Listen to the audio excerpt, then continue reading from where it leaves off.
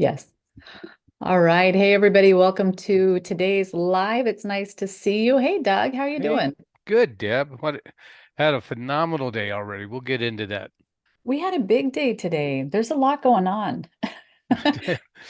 So Yeah, much so that I think what we're going to do today is go through a little bit of that, look at one of your grids, and then we're gonna call it good until Friday, right? yes, and then on Friday, I think, you'll tell everybody what we're going to do on Friday, but I think Friday will be a good call for new people. So you'll Yes. talk about that in a bit. Yes, absolutely. All right. Well, where should we start? Well, let me just start by, talking a little bit about what happened this morning. So, a lot of you guys that are already trading with us and know, we're building our own AI system. We already have a coin, nSights. That nSights coin will be converting from nSights to AI-nSights because we're going to be tying it to our utility that will be our own AI system. So this morning we had a phenomenal call with our AI team, really dialed down. I really felt like we had a solid meeting of the minds and exactly, how our APIs are going to work, how our data transfers are going to work, how updating the AI's large language database, how updating that is going to work, and really how to keep our AI as current to the market as humanly possible and more current than any other AI out there. So really excited about building an AI that is specifically orientated to traders, Deb. And I think there's a huge need for that. I think there's a massive need for us to be able to ask AI social sentiment questions, trade analysis questions, news feed questions, things that are affecting us every day in this market and other markets, but specifically in the crypto market. And, I just see it as something that every trader needs. And we have bits and pieces of it, and it's all spread out, but it's not pulled together in a way that we can really use those resources to make really solid decisions. So Sure. great meeting today. Really moving forward in that development, and really excited about the utility that the AI is going to give the NSI token, and not just that. We haven't ever done on this call a talk about J Bean, and maybe Okay. in the future we'll do that, Deb, because J Bean is something that will make our AI very unique, and it really helps.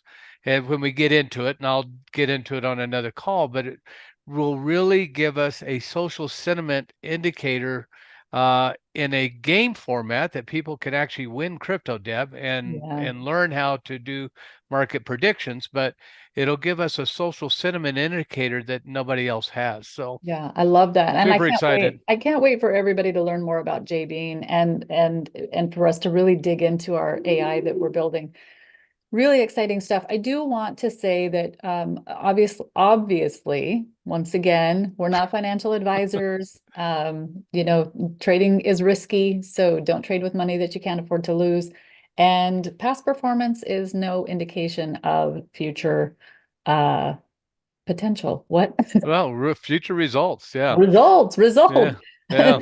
Yeah. I also wanted to clarify one little thing, a little nit. So we have a platform called nSights. nSights is our platform. That is our trading platform. That platform has a utility token called NSI. So we're building an AI NSI, right? Token, a new token that we'll be converting to down the road. Really excited about that, but it is two separate things, right? So nSights platform trades for you. NSI is our cute little token. And the AI will help answer questions, and the J Bean game will be part of the AI NSI token, and you'll be able to win crypto. Playing the game is our goal and our direction. And so our tokenomics, for those that have nSights or NSI token, right, will be really changing to AI NSI's tokenomics, which will have a super strong AI utility attached to it, which gives super value, we believe, to the token itself. So, you look at the money that AIs raise, billions of dollars, hundreds of millions of dollars, right? To go out and start an AI. So you think about now having a specific trading AI. And Yeah. and I want to be really clear, Deb, that this is different because everybody says they have an AI, and I've talked about this a little bit, but nobody has like a chat GPT AI that's specific for trading. We're going to have our own dialogue AI that you can actually have conversational AI that you can ask questions to around trading and tie it back to your charts, tie it back to your coins, tie it back to trading. So very, very different. Yeah, and it's going to be integrated inside of nSights as well, right? Correct. So Correct. when you're trading with us, you're going to have access to that readily available. Maybe on your grid, you'll be able to click a button and it's going to tell you, I have on my screenshot, I have ALU showing. Well, maybe right now I'm really curious as to why it's down a little bit, or why is it making a massive jump? Like, what is happening? I can press a button and ask it what's going on with ALU and get those answers immediately back. Correct. It's going up because their community has come together and they're excited about X, right? ALU is coming out with something new. Everybody's getting excited. People are jumping in and buying the coin. Or if it's going the other direction, maybe there's some social sentiment out there that I need to know about before I make a decision on this grid, before I decide is now a good time to take an instant buy, or whatever it is that I'm thinking. I will make a better decision if I have all of the information. Correct. And that's information in this game is the key, right? Yeah. It's really the key. Right now we trade on technicals. When we do NSI, we're trading technically. And again, the barriers and volume and market movement is all indications of market acceptance or not, right? It reads like a book. So it's easy to tell what the market believes, but you get an up candle. Okay, you had decent volume in that up candle. How far will that run? Well, J Bean is a market prediction. It predicts it right now. We have it predicting the next day's highs and lows within a 0.25% of being accurate. So when we get into AI and insights and everything that we're doing, the question is how far can we run with it? Yeah. It's not that it just was an up candle. Was there other things behind that might make it run for a day or two? Right. So super exciting. So anyways, let's dive in. Let's get into insights, Deb. Yeah, let's do it. Let's do it. Okay, What you got for us today? I'm going to share my screen. Well, we did some things the other day in Filecoin, right? Yes, we did. I think And we added some cost average information to it. Oh, and there yeah, were two trades that you had zero open trades. and So, we oh, did and we set them at aggressive yeah, in those trades, right? we So did. so it ended up taking both of those trades. Okay, so we can see that. And we talked about, normally wouldn't do aggressive. We did aggressive because we were teaching that. But it's going to give us an opportunity to go in and look at if either one of these close or both of them close. Do I want to stay aggressive? And just for sake of argument and learning, let's just say, no, I don't want to stay aggressive. Okay. I want to go back to a different model. So this is the power of the dynamic grid and the pullback grid. Once you set them up, you're not stuck with a range. You're not stuck with doing the same thing from then on or having to delete the grid and start over, right? We can actually just go in and set up what we're doing. Let's just look at this trade. It has all my data here. Okay. I could sell it now if I wanted, those kind of things. We have all of that there. I wouldn't do this at a per line basis. I would do this as an overall grid basis. I'd click on here. So there's two different things. There's the overall grid management, and then there's the per line management. The So trade trade itself management. management. There Yeah. you go. Mhm. Trade management. But I'm going to do it at the grid level, and I'm going to go to my pullback rule here, and you can see I'm aggressive. So I want to go to standard, which is around 6.5%.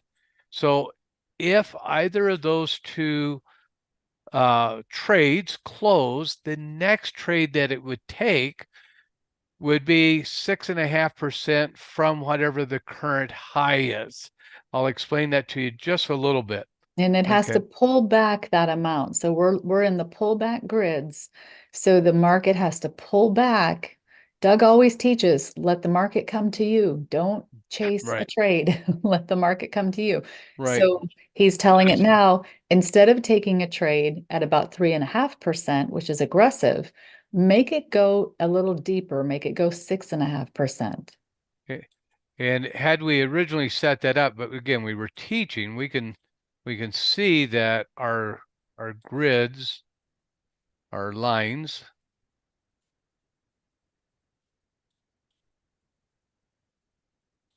and I'll get rid of the first rule and peak here. But you can see they could have taken them deeper, right? We could have gone to standard and actually got a better entry down here and so on. But again, this is a teaching account so that you guys can kind of just see how the system works and stuff. So not really worried about this because we have our cost average. We'll look at that in a second. But now what will happen is when one of these two close, let's say it was this one here, say this green dot was down here and it closed here where this blue dot is, and that's actually what happened with this trade. The way that the system works is that it's set 6.5% or so, close to that. It's not exactly 6.5%. Just want to be clear to everybody. So it would have had to come down in around this range, right? Let's just say right there. Well, click it, Doug. Let's call that 6.5. It would have had to come down there to close. So now am I waiting, Deb, for It would have had to come down there to take another take, trade. well, to qualify? Right, to That qualify, but that's not the first, close. not close. It Yeah. has to, this qualifies. Mhm. And then the other rules, like we see rule 1, rule 2 here, there's multiple rules that it has to fulfill to actually take that trade. But if it would have to come down here. So now when the market came over here, am I waiting for it to come all the way down here? No. The way the system works is it moves to the next high and now is waiting. Moves to the next high is now waiting. Moves to the next high, next high, next high. Okay, so now it would have qualified here, right? Probably would have taken the trade here like this one did. Okay. And then would have qualified again at the next high here. So it's working. So 6.5% or so looks like about the range that it's now using to find its next barrier. So if I like that range, I know I'm going to probably execute on the barrier. If I want deeper, then I would have to make this a deeper rule. I'd have to go to conservative or custom to get it to trade deeper. But right now it's about 6.5%, and it seems to be in that range. So even though I did not pull back here, it doesn't mean I'm going to miss the trade. All I'm waiting for is the market to find a breath and come back and give me a trade. And now I'm in the game again, using the trades and using cost average, whatever I need to do to manage those trades. So Doug, if you were to add another another trade line oh, look at here, you. Look if you at were you. to decide to do that, because right Mm-hmm. now, guys, until he's only got two trade lines available. So until one of these sells, we're not even looking for the next trade, right? It's going to wait Right. until it has an open trade. So if you were to add a trade line, what would it do if you added it right now? You mean I can do that? You can. I'm not telling you to do that because I could never give you trade advice. All right. Well, let's look at that. That was really a good idea, Deb. I really like that. So pullback lines. Let's talk about that. When I set up the grid, I set up two. I set up two lines, right? And that's the two trades I'm in right here. Okay. And the first And, two already closed, right? So you've got, well, these close, yes, yes, those already yes. closed. Two And I turned trades them opened back and on. closed. Yeah. And so I made them, these were conservative or custom. These were custom, I think. Yeah, yeah. And they closed. And when we turned them back on, we made them aggressive, which they did what they were supposed to They were do. very I can see how aggressive they were. Yeah, yeah, very aggressive. Yeah, and I, in a strong running market, that's when you want to be aggressive. Okay, Yeah. we're in a kind of a sideways declining a little bit market after the halving, and I would not have normally used aggressive in this other than we were teaching. So, but but Deb makes a great question, and I like that question, Deb, because maybe I do want another trade here. Now, if I do another trade here, there are things that I must consider. The primary thing I must consider, two things. How deep do I want that next trade? Do I really want it close to these, or do I want it to be much deeper to give me maybe a better entry because I'm kind of rolled over, right? And I'm starting to kind of come down to this range as a barrier, prior resistance now becoming support, or do I think it's going to come down here? So I'm already in the game pretty decently up here, and my closest trade to that area is about 5%, and I want to spread that out. So if I do add another line, I want it deeper. Okay. Also, if I do add another line and I have cost average on it, I might need to reevaluate how I'm doing my cost average, and I'm going to do that because I'm going to take Deb's advice. I like it. Let's add another line and let's reevaluate how I'm handling cost averaging, because when I add another line, if I have two cost averages, remember, if I have two cost averages, when I add that line, I'm going to add the line, one trade, and two cost averages. So I'm going to add potentially three more trades. Well, I've already got two with three, so that's six. If I add another line, that's nine potential trades in this grid. And do I want to be that exposed to file? I think it's file coin we're looking at. Forgot even what we were looking at. But do I want to be that exposed to file? And those are questions you have to ask yourself as trader, and you have the ability to manage it. That's the key. You have the ability to manage it. So let's do that, Deb. Great idea. I really, really like that idea. So let's do that. Let's go to edit here. And the first thing that I'm going to do before I add the line, I can add lines and I can delete lines. Why add and delete? Okay.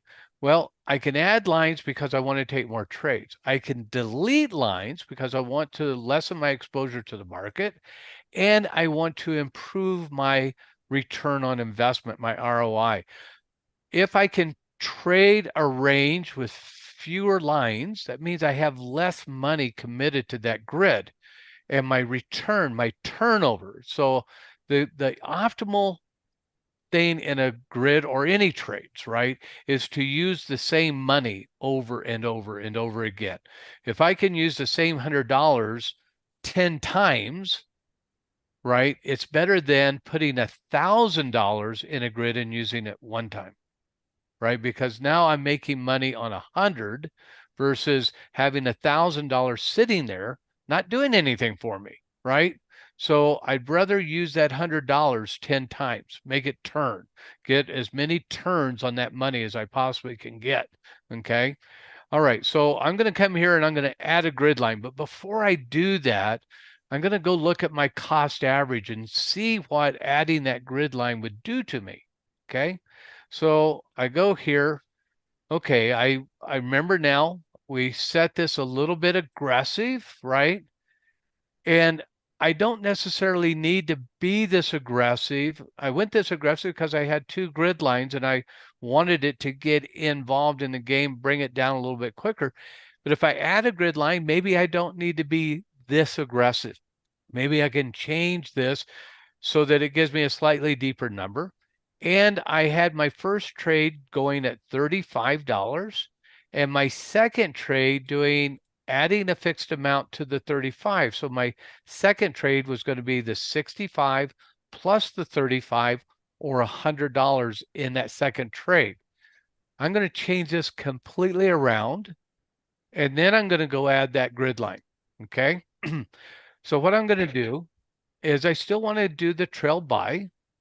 I'm going to go deeper now. I'm going to say I want to do 15% with a 1% difference in my trail, and go back and watch the other video. I explain how all of that works in detail.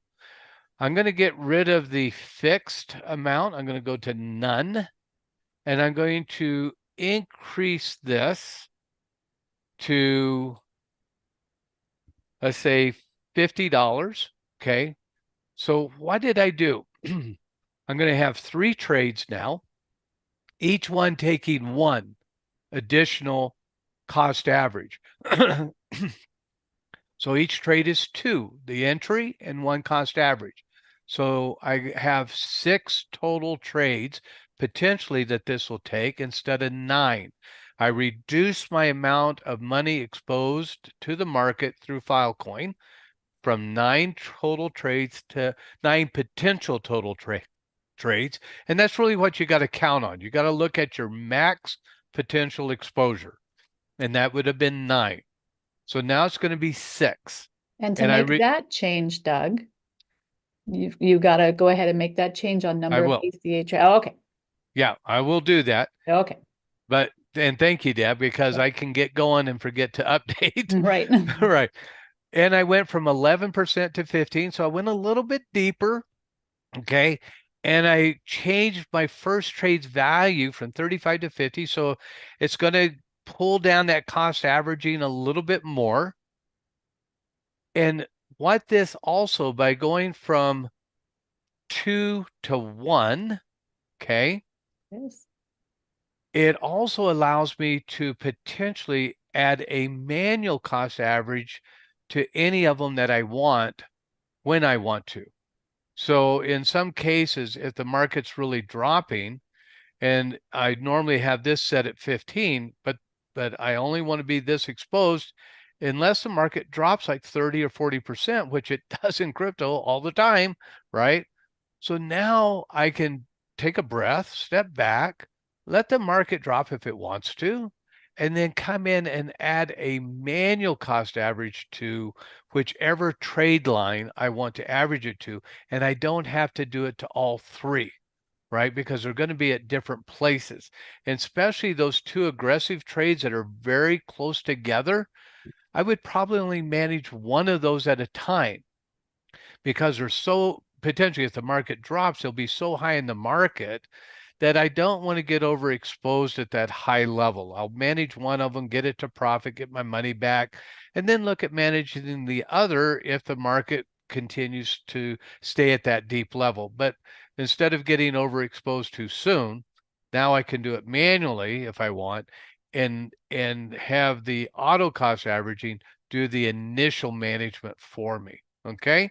Any thoughts around that, Deb, before I hit update? No, I love it. I think that's great. I like how you walked through that and let everybody know what exactly what you're doing. You know, the market has to drop 15, 16% right, in order for anything to happen here. So this is part of our money management, guys. This is part of how we keep ourselves safe while we're out in our trades. right. Yeah. Yes. Very, very, very good point. Safety in crypto is really kind of important. It's good. We found that the helmets didn't really do a whole lot for us. So we bagged the helmets and instead we have ACA. So there we go. Yeah. All right, let's hit update. Okay, we updated that. Now I need to go back and I need to add that line. So And let Doug, something that I think about every time I'm adding a grid line is nSights will take a trade immediately if your rules, if you're down far enough in the market for your pullback, and it'll take a trade immediately. So one of the things that I always do is I change my rule setting first mm-hmm. to something that's deeper than where the market is, so that I make sure nSights doesn't take a trade when I'm not expecting it to. Right. I like to change it maybe to conservative. And looking at where you're at, you're conservative, we would not be hitting the rule for conservative, right? So I would Correct. change it to conservative. Then I would add my grid line. Then I'd go back and look to see, what do I want? Do I want it on conservative? Do I want it where do I want it? Make that Okay. decision be your last decision, so that nSights doesn't take a trade that you weren't expecting. And now I know why your account is so profitable. So so that's exactly right. Right? Because and we'll see it do this. The chart will put a dot where it's expecting. And now I can look at that dot in relationship to barriers. Is Yeah. it in the right place? Do I like what I think is going to happen?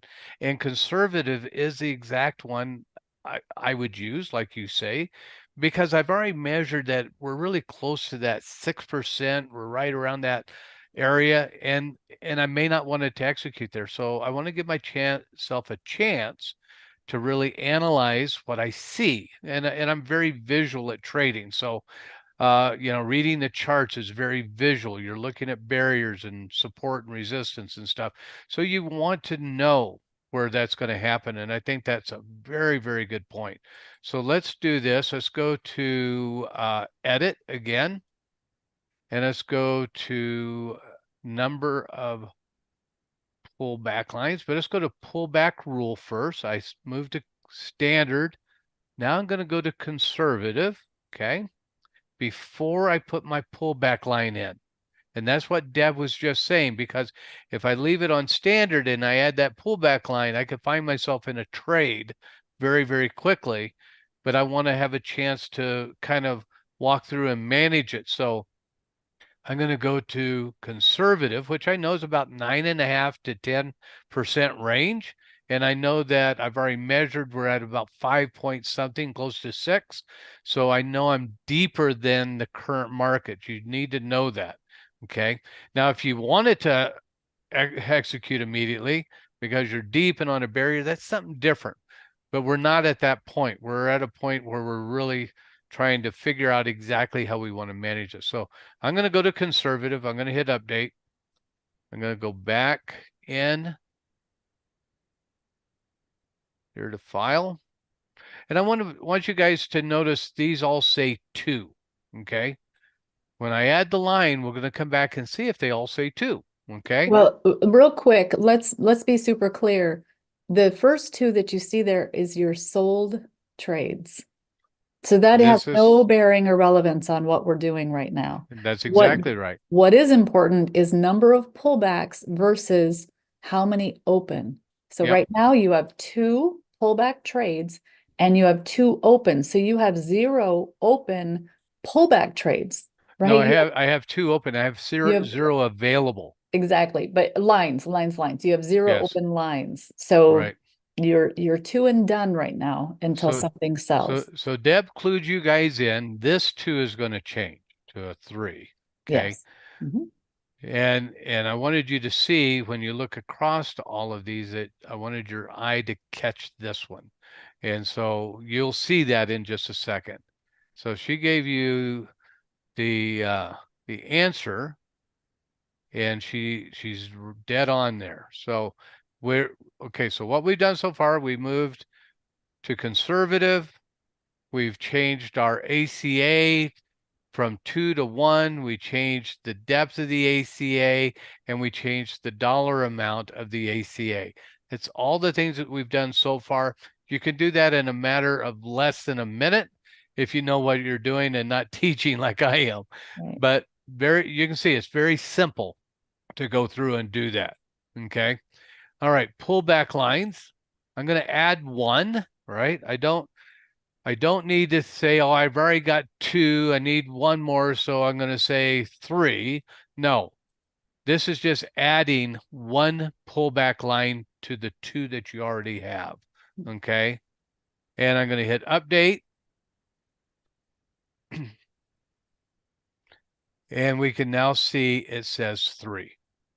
Okay. And we can also see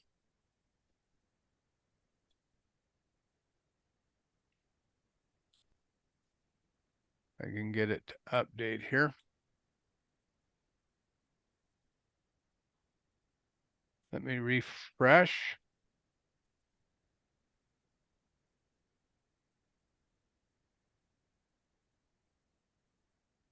And hit file.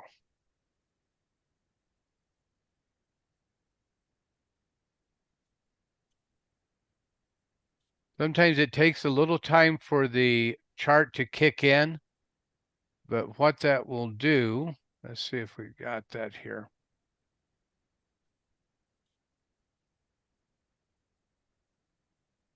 So it's waiting for it to, the next hour, the next candle close, it will kick in, and it'll kick in 6.5, no, conservative, around 10% deeper than the current trade or current high. So it's going to look back to the last high, which is here, and it's going to click in about 10% deeper than that, which is going to be around this range right there, about 9.5. And I can see that's exactly where I want to be. And that will show up on the chart at the close of this candle. So when that shows up, then you can come and look at that, see if that's what you want. I can measure it from the current high and see where that is. Now, if I was in this situation and I was adding it at this point, I would be asking the same question. It keeps following this up to the last high, and I'm saying there's nothing to the right. This was the last high. It would be looking at it like that right there, and right there, and right there, and up to this last point, and my 10.5 or 9.5 would be right in this range. If that were the case, and I had these two trades at aggressive, I would want to come in and set a custom trade, which means that it's excuse me, would be much deeper. Okay. And that would have been after these executed. Now, as soon as those execute, the way it's going to work, once it executes like this executed, now after execution, it'll start looking at the new highs. This will no longer be the high. It'll start looking at new highs. Okay. And so that's where we are right now at about 9.5%. Love it. Good idea, Deb. I think that was a great lesson. Awesome. Excellent. Yes, great lesson. All right. So Friday though, Deb, I want to do more of a new lesson. I want to set up a new grid on Friday. Yes, let's do it. So we can see how easy it is to set up a grid and do that. So that'll be a new lesson for everybody. And it's always good to go through, and we'll do all of the elements. We'll do the cost averaging. We'll do everything in that new setup. So you'll see all the elements. So it'll be not a beginner deal, but everybody should be able to see that and see how all the tools work in setting up a new grid. Love it. And that's super important. We've got new people on that are considering jumping on into their nSights and getting trades set up. So we've got Candace on, Gary's on, Cindy. Hey, Cindy. Hey, Cindy. Hey, Chad. Oh, we got Yeah. Kathy is on today. Hey, Kathy. Welcome. And I see Herschel is here and Doreen is here. Doreen came in with some really great questions. Oh.